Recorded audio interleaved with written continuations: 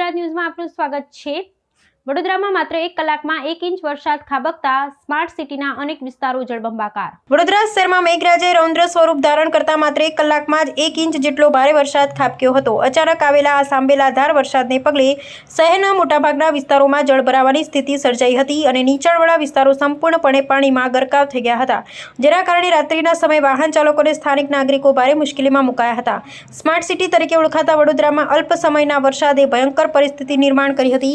શહેરના મુખ્ય માર્ગો પૈકી રેલવે સ્ટેશન, ગરનાળું, માંડવી, દાંડિયા બજાર અને વુડા સર્કલ સહિતના વિસ્તારો જળબંબાકાર થતા ટ્રાફિક વ્યવસ્થા ખોરવાઈ હતી। આ ઉપરાંત ભારે પવન અને વરસાદને કારણે સયાજીગંજ, ગોત્રી અને વાઘોડિયા રોડ જેવા વિસ્તારમાં અનેક વૃક્ષો ધરાશાયી થવાની ઘટનાઓ નોંધાઈ હતી, જેનાથી કેટલાક જગ્યાએ રસ્તાઓ પણ બંધ થઈ ગયા હતા। માત્ર 1 ઇંચ વરસાદમાં જ મહાનગરપાલિકાની પ્રી મોન્સૂન કામગીરીની પોલ ખુલી જતા તંત્રના આગોતરા આયોજન અને સ્માર્ટ સિટીના દાવાઓ પર ગંભીર સવાલો ઊભા થયા છે।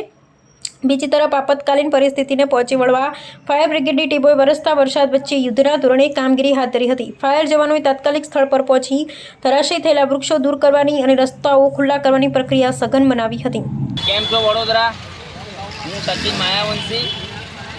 આ વખતે પહેલો જ વરસાદ વડોદરાનો કહેવાય ને, એ તો સ્ટાર્ટિંગ થઈ છે। 1 કલાકના વરસાદની અંદર વડોદરાની કામગીરી દેખાય છે। પ્રી મોન્સૂનની કેવી કામગીરી થઈ છે ને એ દેખાય છે રસ્તાઓ પર।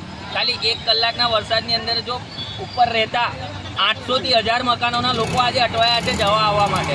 પાણીની અંદર ગાડીઓ લઈને જવું પડે છે। નાળાની હાલત પણ જોઈ શકો છો કે નાળાનું પાણી બહાર આવી જાય છે। આ વર્ષનું નહીં, પાછલા 15-20 વર્ષથી આ જ વસ્તુ થઈ રહી છે। તો ક્યાં તંત્ર ઊંઘી રહ્યું છે? પ્રી મોન્સૂનની કામગીરી કહે છે તો ક્યાં કરે છે?